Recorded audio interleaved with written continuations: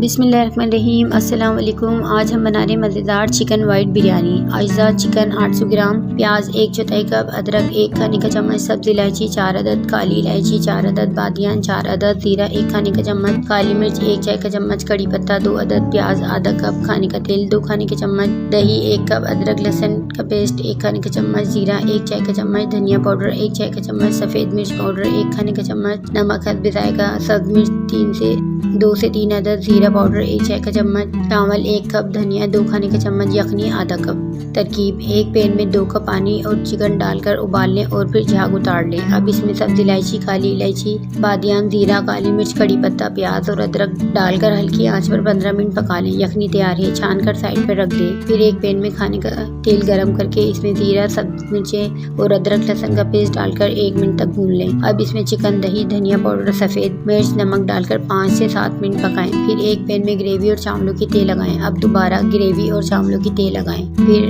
आधा कप यखनी डालकर इस पर धनिया छिड़क दें और 10 से 12 मिनट दम पर रख दें। मज़ेदार यखनी बिरयानी तैयार है। व्यूवर्स, अच्छी रेसिपीज़ के लिए चैनल को सब्सक्राइब कर दें, बेल आइकन को प्रेस कर दें ताकि आपको मज़ेदार रेसिपीज़ मिल सकें। Thanks for watching.